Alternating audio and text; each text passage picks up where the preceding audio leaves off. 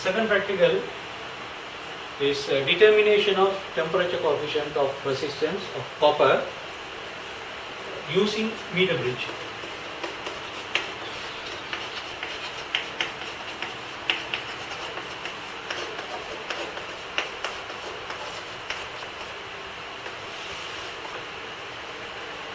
So before going into the practical, I will give you a small introduction of temperature coefficient. Say, take a piece of metal at theta degree C. Now, the resistance,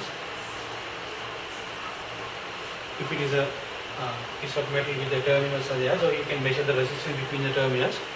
So, the resistance at temperature theta, R theta, is given by the equation R naught into 1 plus alpha theta. Right? The important thing is, this is the resistance of this piece of metal at 0 degree C. And this is the temperature coefficient of resistance.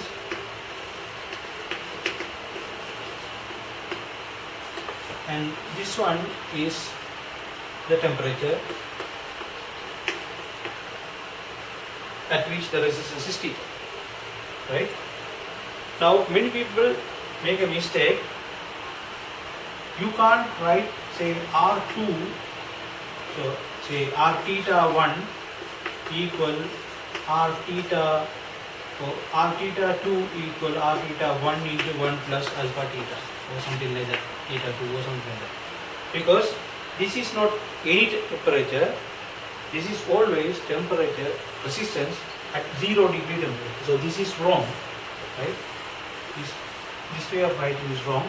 It is always, the reference is taken from 0 degree temperature, right? So most of the time with 0 degree temperature, resistance, it will be given to you, right? So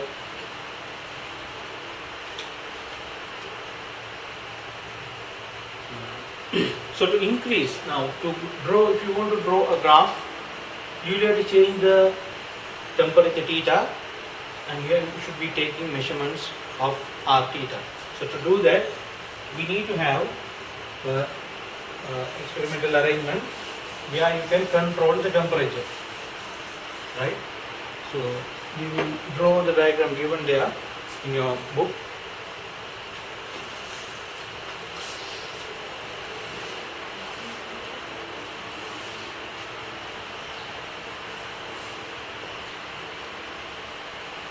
And they are using for a piece of metal. Actually, what is used is a wire, copper wire. You use the insulating foamer, right? Where your copper wire is, you have a copper wire, you divide it into, fold it into two and start wrapping around here, right?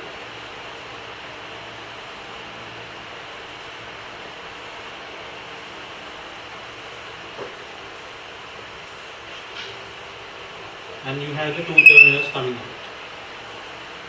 But the advantage here is, you don't have to wrap it and bring it from here. If you fold it and start wrapping it, you can take it straight away from here.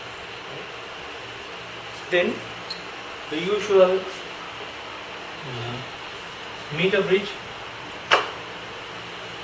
You have to draw the meter bridge. So the meter bridge is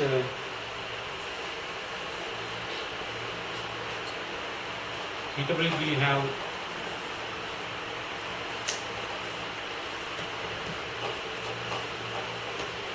resistance wire, right? Resistance wire, and then we have the galvanometer with its protection circuit.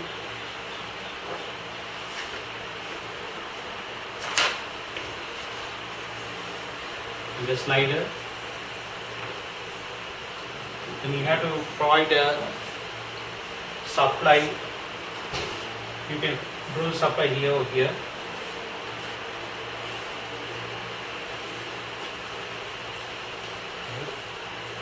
And there also you put a key and the series resistance. That is to protect the circuits. And then you have to connect non-resistor.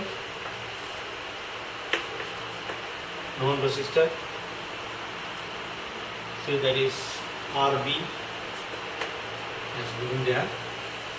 Then instead of this one, we connect this copper wire here. Now you have Bunsen lamp or something here to heat this up.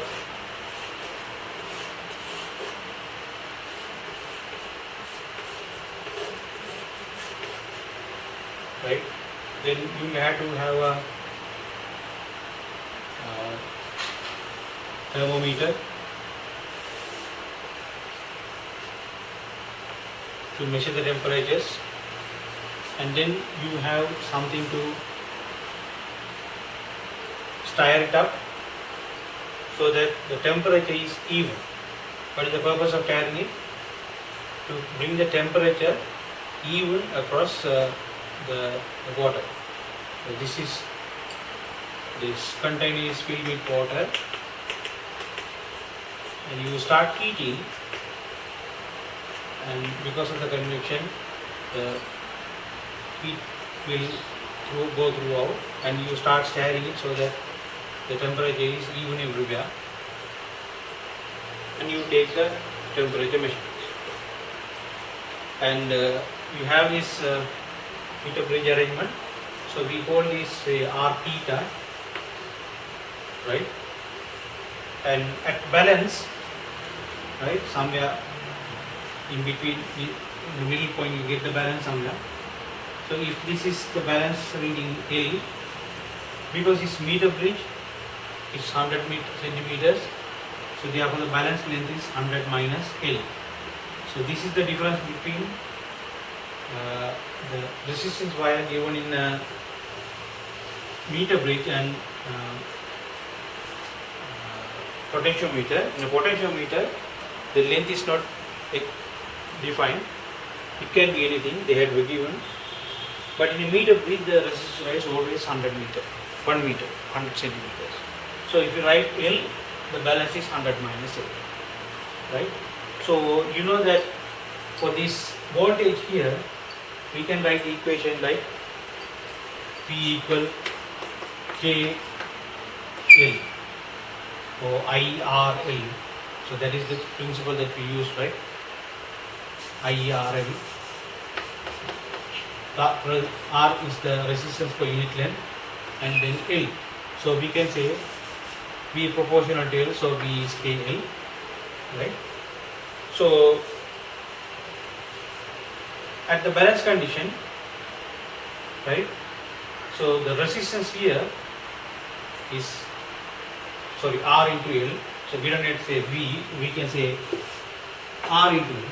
The resistance here is R into L, that is resistance per unit length, and this side is 100 minus R into L. Sorry, R into 100 minus L. So if you use the Wiesen's bridge principles, you can straight away write R theta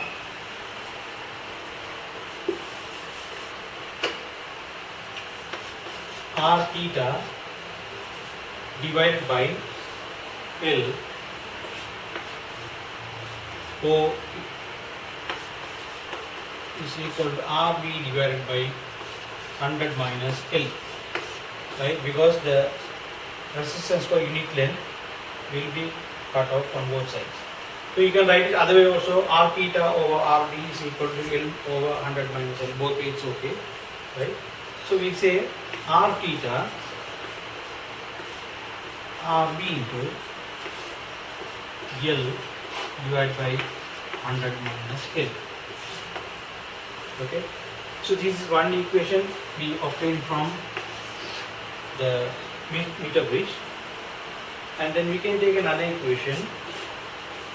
R theta is equal to R naught into 1 plus alpha theta. This is from the temperature variation of resistance.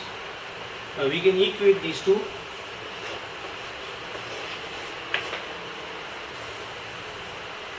RB into L over 100 minus L equal to R naught 1 plus alpha theta. So if you bring RB here, L over 100 minus L equal. What is required is now we have to draw graph between theta and L over 100 minus L, right? Because these are variables, right? Alpha is constant, R naught is constant. So if you multiply that, RB comes here, R naught over RB into alpha or alpha theta plus R naught over RB. So this is like y equal mx plus c.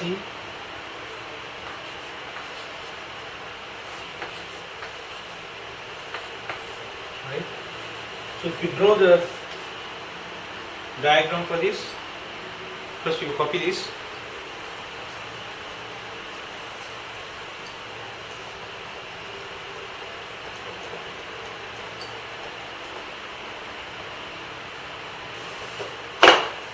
So now you can see we have to change the temperature, find out the new balance length, and then find out L over 100 minus L, right? And then we can draw the graph. Now theoretically the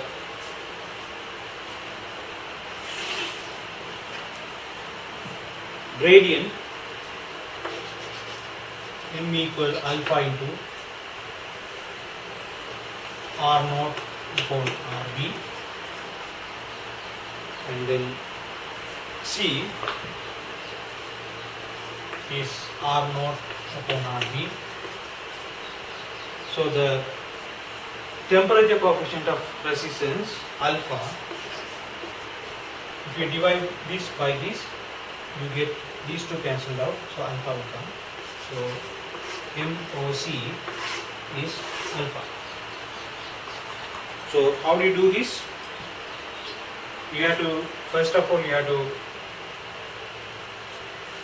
draw table.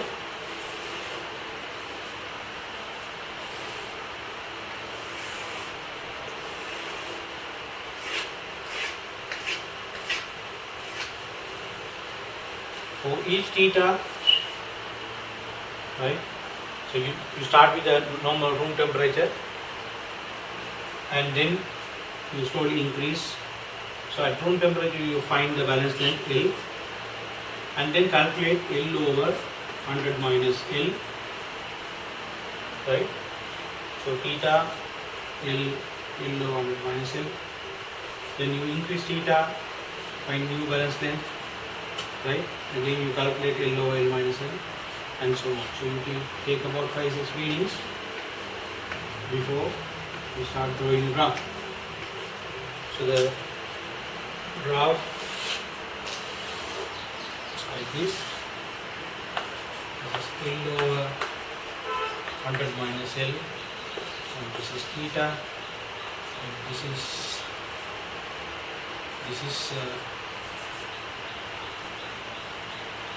R naught upon RB, and the slope is alpha R naught upon RB. So even without knowing R0 or RB, you can straight away calculate alpha, right? This is cancelled out. So you have to take, just draw the diagram, find out M and C here, and you divide M by C, you get alpha.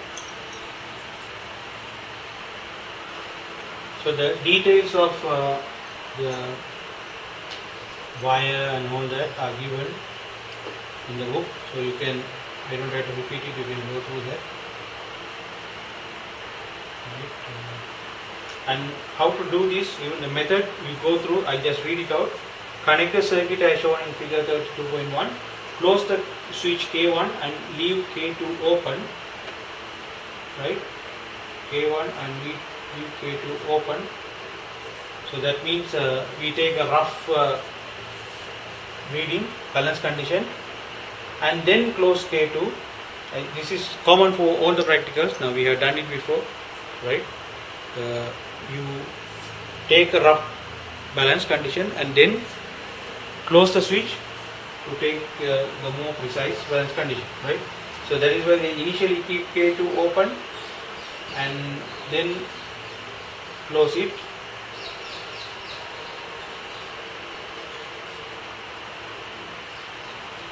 To take a great measurement.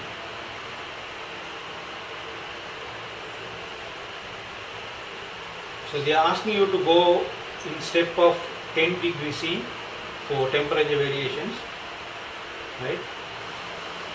And asking you to take 6 pairs of readings. That is more than enough.